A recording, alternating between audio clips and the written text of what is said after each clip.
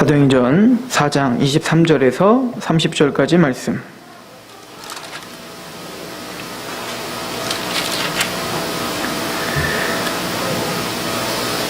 사도들이 노임의 그 동료에게 가서 제사장들과 장로들의 말을 다 알리니 그들이 듣고 한마음으로 하나님께 소리를 높여 이르되 대주제여 천지와 바다와 그 가운데 만물을 지으신 이시요 또 주의 종 우리 조상 다윗의 입을 통하여 성령으로 말씀하시기를 어찌하여 열방이 분노하며 족속들이 허사를 경영하였는고 세상의 군왕들이 나서며 관리들이 함께 모여 주와 그의 그리스도를 대적하도다 하신 이로소이다.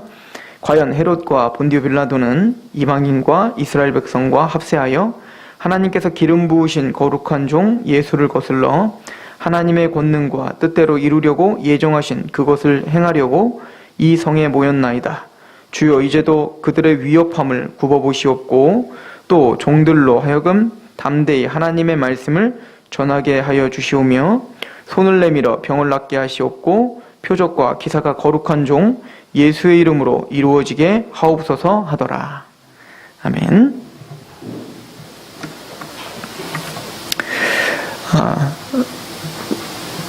사도 베드로와 요한이 성전 미문에 앉은 안전뱅이를 일으켜 세우는 기적과 표적을 보고 또 특별히 그 베드로와 요한이 전파한 그 말씀 때문에 그 공의의 위정자들은 화가 났습니다. 그래서 베드로와 이 요한을 비롯한 모든 사도들과 초대교회에게 사실은 대단히 큰 위협을 가한 겁니다. 다시는 너희가 예수를 전하면 너희는 이제 죽음을 면하지 못할 것이다 라고 하는 위협을 이제는 본격적으로 교회에게 선포를 한 거죠. 오늘 이 말씀은 참된 교회, 참된 신앙이 무엇인가에 대한 아주 중요한 시험을 우리에게 허락하는 것 같습니다. 참된 기독교 신앙을 검증할 수 있는 방법이 무엇일까요?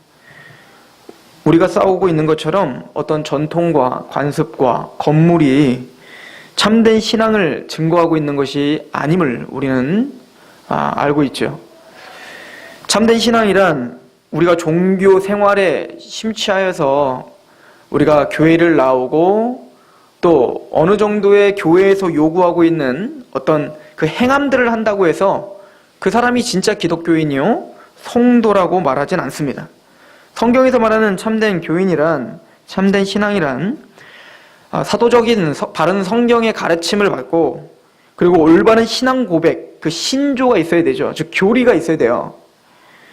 그러나 우리가 또 바라봐야 될 것은 우리가 참된 신앙 고백을 하고 또 참된 말씀을 안다고 하여 그 사람이 진짜 신앙인이다, 진짜 크리스찬이다 라고 또 우리가 완전히 검증할 수는 없겠죠. 그래서 또 어떤 사람들은 성결한 삶에 대해서 포커스를 맞춥니다. 그래서 그의 열매, 구원받은 자가 마땅히 보여줘야 될 어떤 삶의 태도들과 열매들, 또 어떤 사람들은 자기들만의 기준이 있죠. 이런 걸 하는 사람이 기독교인이지, 참된 신앙인이라면 이런 것쯤은 해야지, 또 이렇게 행해야지 라고 하는 어떤 잣대가 있는데 그런 걸 가지고도 사실은 어느 정도 우리가 그걸로 다 참된 신앙이냐 아니냐를 어느 정도는 파악할 수 있지만 그것이 진짜 신앙을 검증하는 아주 중요한 덕목은 아닐 겁니다. 또 어떤 사람들은 체험을 통해서 참된 신앙을 증거하려고 할 겁니다. 나는 이걸 체험했고 나는 이걸 경험했다. 물론 그 개인적인 체험과 경험은 너무너무 중요합니다. 우리가 예수 그리스도를 알아가는 거, 하나님을 알아갈 때 그런 경험들과 체험들은 우리의 신앙을 북돋아주고 또 하나님의 말씀으로 나아가는데 어느 정도 도움을 주기 때문에 그렇습니다. 그러나 이것도 진짜 신앙과 거짓 신앙을 잘 구분하지를 못하게 될 것입니다. 그럼 참된 신앙의 정수, 즉 참된 신앙을 어떻게 확인할 수 있을까요? 하나님은 이 초대교회가 참된 기독교로서 하나님이 세우신 참된 교회로서 그 신앙을 검증하는 아주 중요한 것을 오늘 본문에 보여주고 있습니다. 그것은 바로 고난입니다. 그것은 바로 그들에게 닥친 환난입니다. 평화로울 때는 공부도 할 수 있고, 평화로울 때는 성경 공부도 할 수 있고, 평화로울 때는 교리도 고백할 수 있어요. 평화로울 때는 체험과 경험을 찾아서 쫓아다닐 수도 있습니다. 그러나 내 마음이 요동치고 겁이 나고 두렵고 지금 당장 예수 그리스도를 포기하지 않으면 죽음이 내 앞을 가로막고 있는 그런 상황 속에서 과연 우리는 신앙인인가? 우리는 과연 그 어려움 속에, 그 고난 속에, 그 환난 속에 우리는 어떤 신앙인으로, 그 신앙, 기독교 신앙이라는 게 우리에게 어떤 도움을 주고 그 신앙이 우리에게 어떤 의미가 있는가? 어찌 보면 그것이 기독교의 역동성과 기독교의 생명있음에 아주 중요한 교두보가 될 겁니다. 그래서 주님도 우리에게 참된 신앙을 분별하는 아주 중요한 잣대로 그 씨 뿌리는 자의 비유를 통해서 우리에게 말씀하셨지 않습니까? 돌밭에 뿌린 그 씨는 당장 고백도 하고 감격도 하고 체험도 하지만 거기에 환난이나 박해가 곧 오면 넘어지는 자다. 그래서 참된 신앙은 아니다라는 걸 그 박해와 여러 가지 고난들을 통하여서 그 참된 신앙인가 아닌가를 다뤄보신 걸 볼 수 있어요. 가시떨기 나무에 떨어진 씨앗을 보십시오. 세상의 염려와 재물의 유혹에 막혀 결실하지 못했다라고 하죠. 즉 재정적인 어려움과 나의 어떤 상황이 변화된 것 때문에 나의 신앙이 언제 그랬냐는 듯이 무너진다면, 또 하나님을 찾는 것을 떨어뜨린다면 그것은 참된 신앙이 아니겠죠. 오늘 성경에서 보여주고 있는 우리 초대교회의 모습을 보십시오. 지금 죽음이 앞을 다투는 긴박한 상황이 드디어 교회에 들이닥쳤습니다.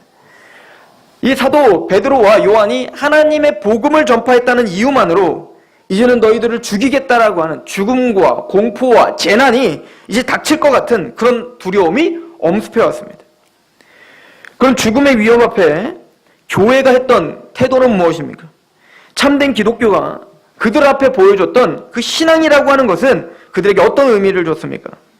오늘 본문을 보시면 그 위협을 했다. 이제 너희가 복음을 전하지 말아라. 내가 너희를 죽이겠다라고 하는 그 고통과 환난이 그들에게 닥치자마자 하나님의 백성들이 어떻게 했나 보십시오. 4장 23절입니다.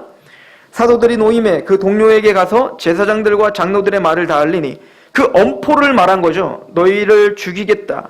복음을 전하지 말라. 다 해산하라.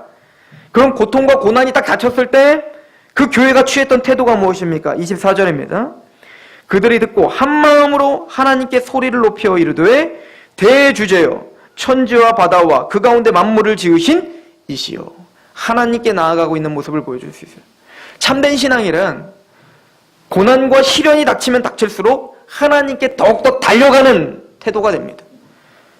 재물의 유혹과 또 여러 가지 내 파산 상태가 되고 또 육체적인 핍박과 육체적인 어떤 환난과 또 관계적인 어떤 어려움이 닥쳤을 때 참된 신앙이란 하나님을 원망하기보다 하나님께만 의지하고 하나님께 더 기도로 나가며 하나님께 더 달려가는 모습을 보여줍니다.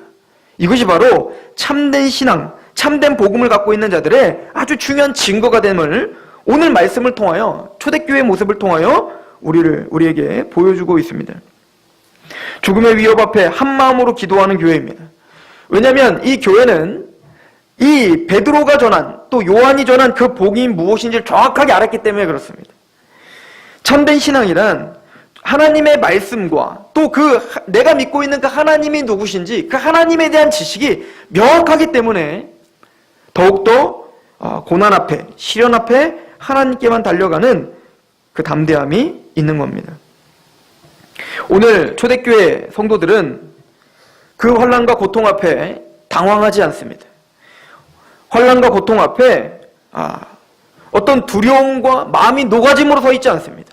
그들은 담담했고 그들은 평정심을 유지했으며 그들은 담대하게 하나님께 나아가고 있습니다. 참 부럽죠. 그러나 우리 교회가 또 저와 여러분들의 신앙이 이 초대교회의 이 신앙을 본받아야 될 줄로 믿습니다. 이 초대교회 때나 지금이나 별반 다르지는 않습니다. 세상 사람들은 아담이 타락한 이후로 하나님에 대한 그 태도는 여전히 동일합니다. 오늘 이 사도들이 전한 복음을 듣고 이 공의에 이 세상 사람들이 반응했던 그 반응들을 한번 보십시오. 첫 번째는 오늘 본문에 보시면 23절을 한번 보십시오. 자, 25절입니다. 또 주의 종 우리 조상 다윗의 입을 통하여 성령으로 말씀하시기를 어찌하여 열방이 분노하며. 첫 번째는 분노하더라는 거예요. 세상 사람들은 분노하고 화를 내고 그 감정을 주체하지 못합니다.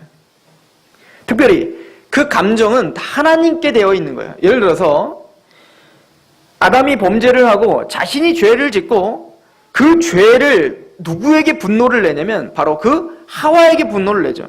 이 하와 때문에 내가 따먹었습니다.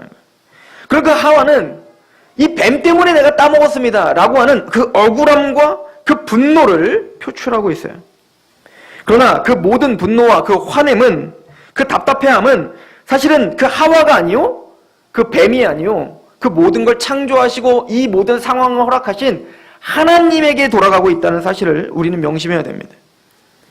아담과 하와가 타락한 이후에 가인과 아벨을 낳고 그 아벨을 쳐 죽였던 가인의 모습을 통하여서 이 인간이 태초부터 얼마나 타락한 이후에 얼마나 분노하고 하나님에 대해서 대적하고 있는지를 우리에게 명확하게 보여주고 있죠.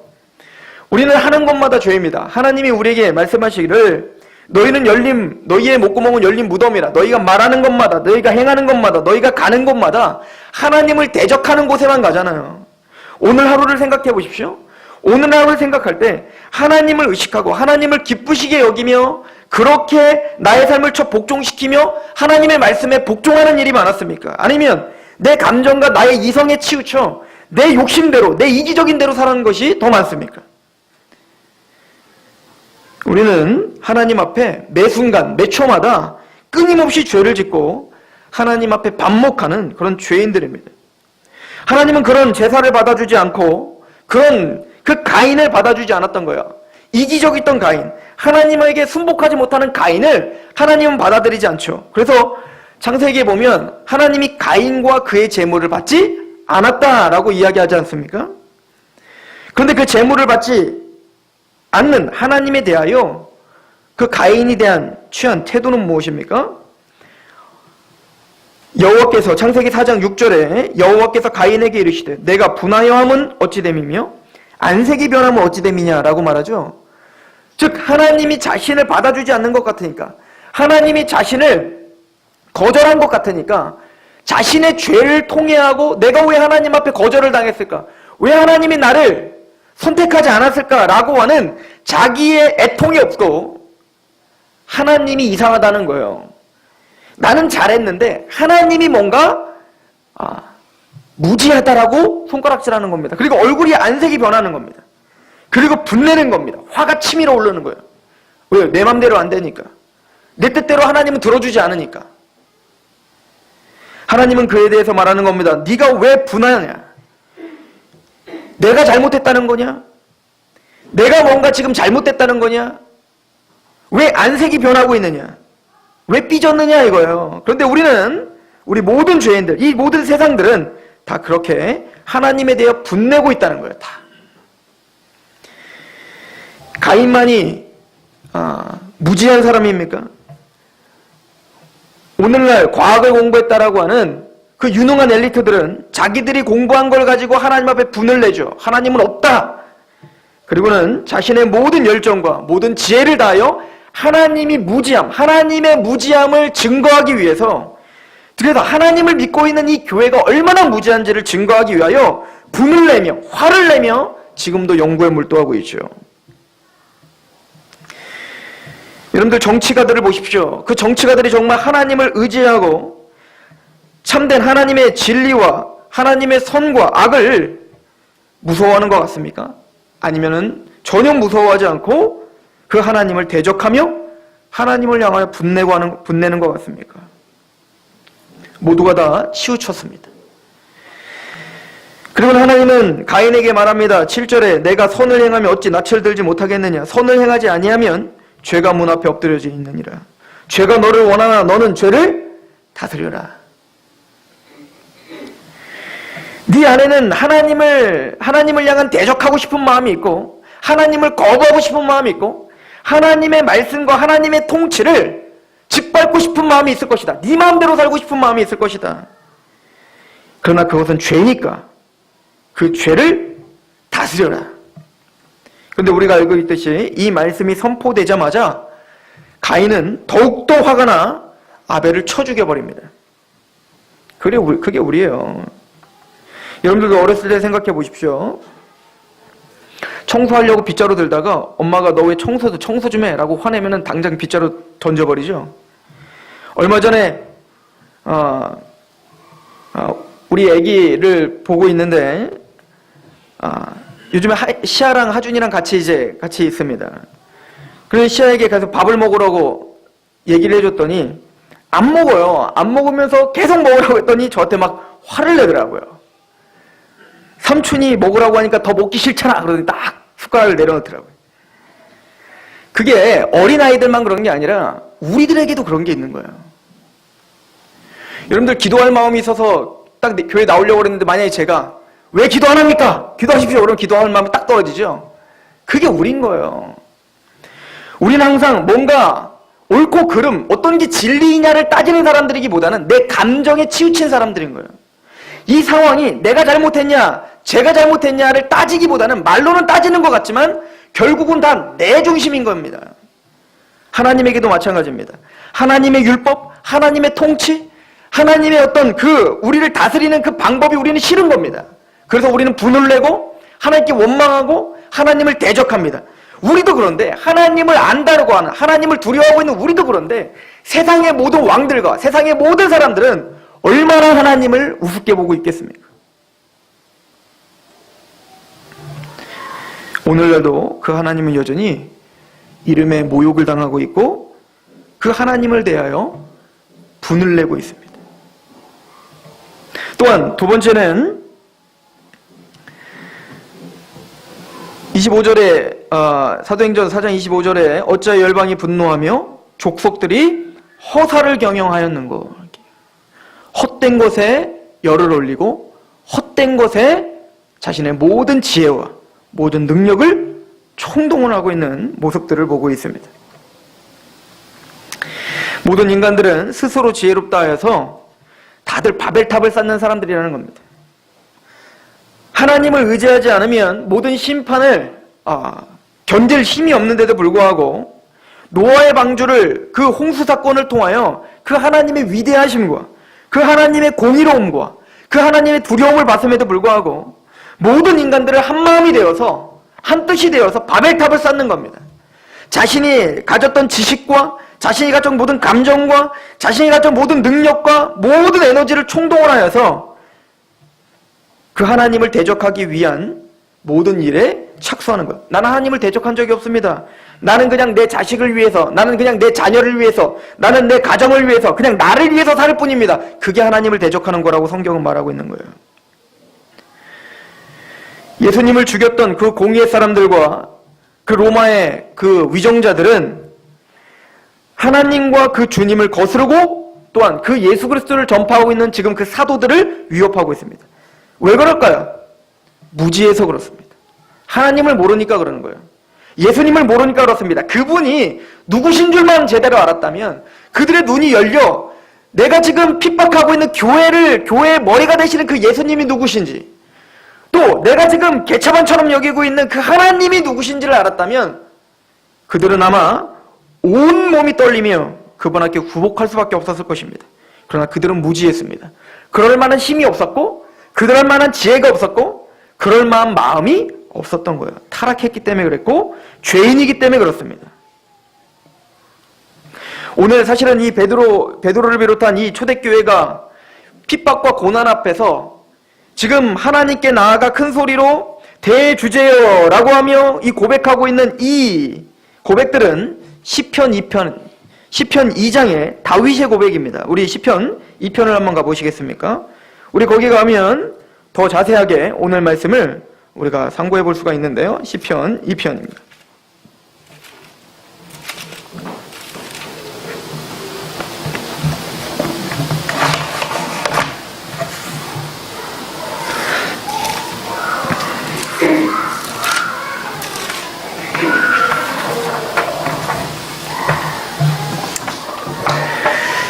시편 2편 1절부터 보면 어찌하여 이방 나라들이 분노하며 민족들이 헛된 일을 꾸미는가. 그렇죠? 하나님에 대해 분노하고 하나님에 대하여 헛된 일을 꾸미죠. 자신의 어떤 지혜를 자랑합니다. 교만합니다. 2절입니다. 세상의 군왕들이 나서며 관원들이 서로 꾀하여 여호와와 그의 기름 부음 받은 자를 대적하며, 이게 메시아신데요. 바로 하나님을 대적할 뿐만 아니라 그의 기름 부음 받은 자, 즉 예수 그리스도를 가리키는 거예요.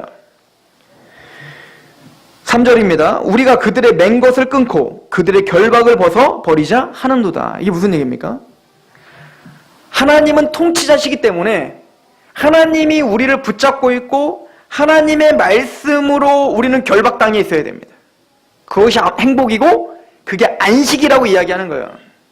여러분들 한번 생각해 보십시오. 어떤 부모가 있는데 그 부모의 통치를 받지 않는 어떤 자녀가, 아주 꼬맹이 자녀가 차가 쌩쌩 달리고 있는 그 길거리를 걸어가는데 그 어머니가 그 아이를 통제하지 못하고 그 아이가 혼자 청망지축으로 뛰어다닌다면 여러분들이 볼 때 얼마나 그게 불안해 보이고 그것이 얼마나 위험해 보이겠습니까? 그래서 하나님은 우리에게 말하는 겁니다. 하나님의 말씀과 하나님의 통제 아래 있는 것, 이것이 우리에게 안식이고 이게 평강이고 이게 행복이라고 이야기하고 있는 거예요. 그런데 그 꼬마아이는 그 어머니에게서 벗어나기를 원하는 거예요. 왜냐하면 엄마는 내가 가고 싶은 데를 가지 못하게 하기 때문에 그렇습니다. 그런 것처럼 이 모든 세상의 군왕들이 하나님의 그 어깨에 맨 것과 그 결박을 끊어버리자 하는 거예요. 이게 뭐죠? 내 맘대로 살고 있다는 거죠. 자유를 원하는 겁니다. 내 뜻대로 살기를 원한다는 겁니다. 내비로 두라는 겁니다. 어떤 절대적인 진리가 있는 것을 거부해버리는 거예요. 그래서 오늘날 같은 현대는 바로 내가 진리가 되는 시대에 살고 있는 겁니다. 그것은 오늘만 그랬던 게 아니라 아담 이후로, 아담이 선악과를 따먹었던 것도 뭡니까? 그 하나님의 선악의 기준에서 벗어나고 싶었던 거잖아요. 그런 것처럼 우리 모든 삶이 바로 하나님의 통치, 하나님의 율법에서 떠나고 싶은 마음이 우리는 굴뚝 같은 겁니다. 왜냐하면 그게 불편하기 때문에 그렇죠. 가인의 후예였던 람에게 말을 들어보십시오. 창세기 4장 23절에 보면 람에게 아내들에게 이르되 아다와 실라여 내 목소리를 들으라. 람에게 아내들이여 내 말을 들으라. 나의 상처로 말미암아 내가 사람을 죽였고 나의 상함으로 말미암아 소년을 죽였도다. 재밌죠? 이 인간들이 하나님을 떠나 하나님의 통치에서 벗어나서 하나님이 한 남자는 한 여자만 만나라 라고 했는데 이 라멕은 그때부터 어떻게 하는가? 그 통치에서 벗어나는 거. 왜? 지금 눈에 더 아름답고 좋아 보이는 여자들이 많은데 어떻게 한 여자만 갖고 사냔 말이에요. 그러니까 이 라멕이 어떻게 한 겁니까? 일부 다처제를 시작한 거예요. 2명의 여자를 거느리기 시작하죠. 자유죠. 내 자유예요. 내가 그러고 싶은데 어쩌란 말이야. 그리고는 더 나아가서 이 자유를 만끽하고 싶은 이 인간의 본능을 보여주는데요. 나의 상처로 말미암아 내가 사람을 죽였고 나의 상함으로 말미암아 소년을 죽였다. 이게 무슨 얘기죠? 나를 거리끼고 내가 하고 싶은 걸 막는 그 소년, 그 젊은 자를 난 죽일 수 있는 자유가 있다는 거예요. 나에게 감히 해를 가해? 그럼 나는 걔를 죽이겠다는 거죠. 가인이 아벨을 쳐 죽인 것처럼. 그런 것처럼 우리는 내 자유와 나의 어떤 인권을 이야기하지만 타인의 인권과 타인의 자유를 박탈해버리는 죄인들인 겁니다. 비단 그런 이야기뿐만 아니라 우리는 항상 그렇게 삽니다. 내 자유를 위해, 나의 행복을 위해 우리는 언제든지 남의 행복을 짓밟을 준비가 되어 있는 사람들이죠. 뭐 어렵게 생각하지 마세요. 내 자녀가 1등하는 게 좋지. 그죠? 내 옆집 아이들을 짓밟고. 이런 무한 경쟁 속에서 우리는 그게 왜 죄인지도 모르며 그렇게 살아가고 있는 겁니다.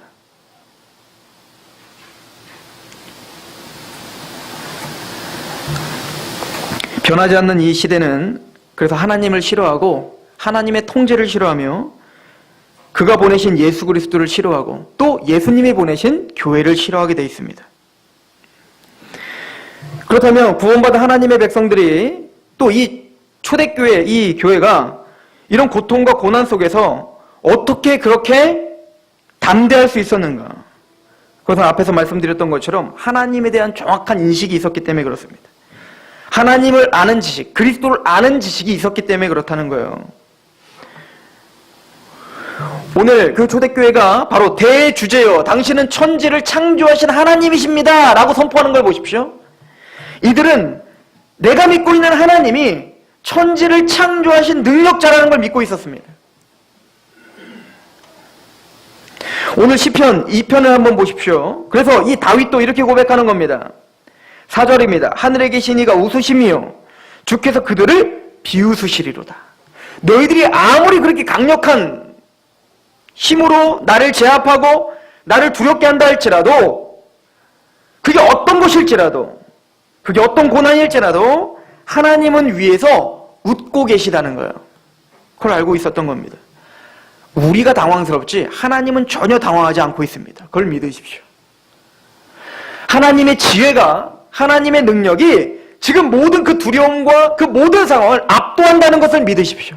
하나님을 믿었던 그 초대교회 사람들은 바로 그 신앙이 있었던 겁니다. 천재 대주제, 이 대주제라고 하는 이 호칭은 절대적인 호칭입니다. 즉 지금 예수님을 십자가에 못 박은 그 위정자들과 그 로마의 정권자들은 가이사라고 하는 권세를 힘입어 지금 우리를 압제하고 있지만, 우리가 믿고 있고 우리가 의지하고 있는 분은 대주제시다. 천지를 창조하신 여호와요, 그분은 만왕의 왕이요 만주의 주가 되시는 절대적인 지혜와 절대적인 주권을 갖고 계시는 황제신 그 하나님을 우린 믿고 있다. 현실은 여전히 없는 자요, 핍박당하는 자요, 죽는 자요, 조롱당하는 자지만 그의 심령 안에는 내가 누구의 신복이며 내가 누구를 섬기고 있는지 명확하게 알고 있는 것, 이것이 바로 성도입니다. 그 믿음과 소망이 있어서 초대교회는 그 환난 중에 기도한 것입니다. 사도행전 우리 4장 27절을 한번 보십시오. 오늘 본문을 한번 가보셔서 사도행전 4장 27절부터 보시면, 그래서 그 초대교회의 모든 성도들은 한 목소리로 이렇게 외치는 것입니다. 과연 헤롯과 본디오 빌라도는 이방인과 이스라엘 백성과 합세하여 하나님께서 기름 부으신 거룩한 종 예수를 거슬러 하나님의 권능과 뜻대로 이루려고 예정하신 그것을 행하려고 이성에 모였나이다. 그들은 그들의 지혜와 능력을 다해서 우리를 핍박하고 우리를 죽이려고 하는 것 같지만, 하나님은 그들을 압도하여 하나님의 뜻이 이루어지고 있는 것뿐입니다. 여러분들의 상황이 어떻든, 여러분들의 고난이 어떤 것이든 하나님의 뜻이 이루어지고 있는 것입니다. 여러분들을 쓰러뜨릴 수도, 여러분들을 무너뜨릴 수도, 하나님의 뜻을 망가뜨릴 수도 없는, 우리가 믿고 있는 분은 대주제이시기 때문임을 확고히 믿으시는 저와 여러분들 되시길 축원합니다. 또한 이 초대교회 성도들은 지금 자신을 죽이려고 하는 위협 속에 그 기도의 제목이 뭐였겠습니까? 여러분들은 어떤 기도를 하겠습니까? 나를 죽이려고 하는 저 정권을 무너뜨려 주시고 그들을 부셔주십시오 라고 기도하지 않겠습니까? 특별히 오늘 베드로와 요한이 설교를 하고 난 이후잖아요. 그 요한이 어떤 사도입니까? 요한과 야고보는 예수님이 전도 여행을 보냈을 때 이방인 땅에 갔을 때 그 예수님과 그 제자들을 받아들이지 않는, 대적하고 있는 그 이방인들을 향하여 요한이 어떻게 해요? 하나님, 불이 하늘부터 떨어지게 해서 이들을 확 다 싹 태워서 그냥 싹 끝내버릴까요? 그렇게 하나님 내가 기도할까요? 왜냐하면 너희들의 입술에 권세를 줬기 때문에, 그런 권세를 줬다라고 했기 때문에 그렇게 담대하게 하나님께 그들을 멸합시다 라고 얘기했던 거예요. 누가복음 9장 54절에 제자 야고보와 요한이 이를 보고 이르되 주여 우리가 불을 명하여 하늘로부터 내려 저들을 멸하라 하시기를 원합니까? 당장 그렇게 할까요? 그러나 이제는 예수 그리스도의 십자가를 목격하고 부활을 목격하며 성령님의 임재하심으로 거듭난 이제 요한을 비롯한 초대교회는 자기를 위협하고 있는 이 고난 중에 하나님께 기도하는 것은 무엇입니까? 우리 오늘 본문을 다시 한번 가보세요. 시편을 끼시고 가세요. 시편에 또 가야 되니까요. 사도행전 4장을 다시 한번 가보십시오. 29절입니다. 주여 이제도 그들의 위협함을 굽어보시옵고 또 종들로 하여금 담대히 하나님의 말씀을 전하게 하여 주시며. 상황을 바꿔달라 소리를 하지 않죠. 하나님이 이 상황을 지켜보십시오. 그리고 우리에게 담대함을 주셔서 이 고난 중에라도 하나님의 말씀을 전하는 그런 담대한 심령을 우리에게 주십시오 라고 기도하고 있는 모습을 보십시오. 왜 이들은 이렇게 기도할 수 있었을까요? 왜 이들은 자기를 죽이려고 하는 그런 원수들을 향하여 하나님 그들을 싹 다 죽여주십시오 라고 기도하지 않고 그들에게 담대하게 복음을 전할 수 있게 나의 마음을 좀 붙들어 주십시오 라고 했을까요? 이건 시편을 보면 그 답이 나옵니다. 우리 시편 2편을 한번 가보세요. 다윗의 이 고백을 같이 공감했기 때문일 것입니다. 7절입니다. 시편 2편 7절. 내가 여호와의 명령을 전하노라. 여호와께서 내게 이르시되 너는 내 아들이라. 오늘 내가 너를 낳았도다. 내게 구하라. 내가 이방 땅을 내 유업으로 주리니 내 소유가 땅끝까지 이르리로다.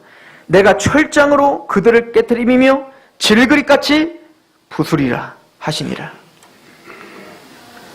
잠시 잠깐 무지하여 하나님을 대적하고 있지만 마침내는 그들이 죽이고 있는 그 예수 그리스도께서 마침내는 철장으로 그들을 깨트릴 날이 반드시 올 거라는 걸 믿었던 거예요. 이 초대교회 성도들은 예수님의 이 재림, 마침내는 이 대대적인 재앙과 대대적인 심판이 올 것에 대해서 피부로 떨릴 정도로 그렇게 믿고 의지하고 있었음을 볼 수 있습니다. 여러분들 10절을 한번 계속 읽어보겠습니다. 그런즉 군왕들아, 그런즉 그 교만하고 하나님을 향해 분노를 내며 헛된 것을 경영하는 자들아, 그런즉 군왕들아, 너희는 지혜를 얻으며 세상의 재판관들아, 너희는 교훈을 받을지어다. 여호와를 경외함으로 섬기고 떨며 즐거워할지어다. 여러분들 이스라엘 백성들이요, 하나님을 두려워하고 하나님의 말씀 앞에 그렇게 바로 서야 되는데 하나님이 보내시겠다는 그 메시아를 바라보고 하나님에 대한 그 위험 있음을 신앙으로 고백하며 살아야 되는데 이방인들과 똑같이 유대인들이 어떻게 했죠? 그 하나님에 대해서 분노를 내고 또 하나님에 대해서 헛된 것을 경영하는 자들이었죠. 우리처럼. 그럴 때 하나님은 바벨론으로 끌려가는 고통과 징계를 통하여서 그들에게 영적 교훈을 주시는 거예요. 어떤 교훈이죠? 여러분들, 하나님은 너희들이 그 죄 때문에 내가 너희를 회파할 거고 그 채찍으로 내가 바벨론을 통해서 쓸 거야. 바벨론의 왕이 너희들에게 달려나올 때, 그 재앙의 시기가 올 때에는 그에게 빨리 부복하라 했죠. 여호야김, 시드기야에게 계속 전파한 거예요. 너희는 그 바벨론 왕에게 빨리 부복하고 그의 발에 입을 맞추라. 부복하라. 너희들이 이길 수 없으며 하나님은 이미 뜻을 정했기 때문에 바벨론에 의해 너희는 이제 회파되기 때문에 너희가 살려면 빨리 너희 마음을 낮추고 헛된 것을 경영하지 말고 자꾸 이집트에게 도움을 청하건 내 힘으로 뭔가 해결하려고 하지 말고 내가 이미 정했으니까 너희들은 빨리 바벨론 왕에게 가서 부복하라. 그렇게 하나님이 경고하셨음에도 불구하고 이스라엘 백성들은 바벨론에게 부복하지 않았습니다. 그 결과는 어떻게 됐죠? 시드기야는 두 눈이 빠지고 결박당하여 바벨론으로 끌려가 처참한 결론을 맺게 됩니다. 하나님은 그걸 통해서 하나님 백성들에게 뭘 가르쳐 주는 걸까요? 그럴 날이 올 거라는 거예요. 육적으로 죽고 육적으로 패망하는 것은 괜찮은 거예요. 어느 정도는. 영원한 패망과 영원한 파멸에 비하면 말입니다. 예수님은 그렇게 모든 무릎을 철퇴로 부셔버리며 무릎을 꿇게 하실 겁니다. 그래서 다윗은 이렇게 고백하는 거예요. 다시 보시면 시편 2편 11절에 여호와를 경외함으로 섬기고 떨며 즐거워할지어다. 그의 아들에게 입맞추라. 그게 무슨 얘기입니까? 그의 아들에게 빨리 와서 구복하고 헛된 경영을 포기하고 하나님께 분낸 것을 회개하며 빨리 예수께 돌아와, 빨리 복음에게 돌아와. 너희는 빨리 하나님의 말씀 앞에 구복하라. 그렇지 않으면 너희는 패망할 것이며 너희는 산산이 부서지게 될 것이며 포도즙이 쥐짜서 퍼지는 것처럼 너희가 그렇게 파멸당할 것이다. 이것이 계시록의 선포인 것입니다.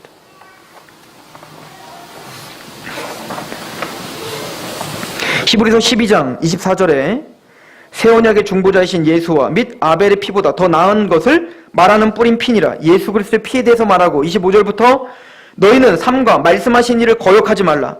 땅에서 경고하신 일을 거역한 그들이 피하지 못하였거든 하물며 하늘로부터 경고하신 일을 배반하는 우리를 까보냐. 즉 이 땅에서도 그 경고를 무시한 자가 그렇게 패망하였거든 하물며 하늘에서 대주제이신 하나님의 경고를 무시하는 자가 과연 이 재앙을 피할 수 있겠느냐. 그때에는 그 소리가 땅을 진동하였거니와 이제는 약속하여 이르시되 내가 또 한 번 땅만 아니라 하늘도 진동하리라 하셨느니라. 이 또 한 번이라 하심은 진동하지 아니한 것을 영존하게 하시기 위하여 진동할 것을 곧 만드신 것들이 변동될 것을 나타내심이라. 하나님은 반드시 경고하시고 실행하십니다. 그래서 초대교회 사람들은 그들을 원망하기보단 그들이 불쌍히 여겼고 그들에 대한 긍휼함이 있었던 겁니다. 하나님, 그들이 나를 핍박하고 죽이려고 할지라도 그들에게 담대히 빨리 복음을 전하게 해주십시오. 하나님의 진노가 몰아치고 있습니다. 하나님의 이 철퇴가 다가오고 있습니다. 주여, 진노 중이라도 긍휼히 있지 말아주십시오. 하나님의 택함받은 백성이 돌아올 수 있게, 그래서 그 헛된 것을 빨리 포기할 수 있게 주여 우리 입을 사용하시옵소서. 하나님 앞에 무엇이 중요하고 무엇을 선포하며 무엇을 두려워해야 되는지 아는 저와 여러분들이 지혜자인 줄 믿으시길 바랍니다. 기도하겠습니다. 하나님, 복음을 믿고 있는 하나님의 백성들입니다. 복음을 갖고 있는 교회가, 또 참된 신앙을 갖고 있는 교회가 어떤 태도로 이 세상과 싸워야 되며 어떤 태도로 그 고난을 바라봐야 될지를 배웠습니다. 주여, 이것이 지식이 아니라 우리의 생명과 우리의 삶이길 소망합니다. 아버지여, 우리를 긍휼히 여겨주시며 예수 그리스도의 그 거룩하신 십자가와 그 부활과 그 재림이 실제적인 것임을 우리의 머리끝부터 우리 발끝까지 전심으로 믿고 그 믿음이 우리의 삶을 인도할 수 있게 주여 도와주옵소서. 예수 그리스도의 이름으로 감사하며 기도하옵나이다. 아멘. 우리 하나님 앞에 찬양합시다.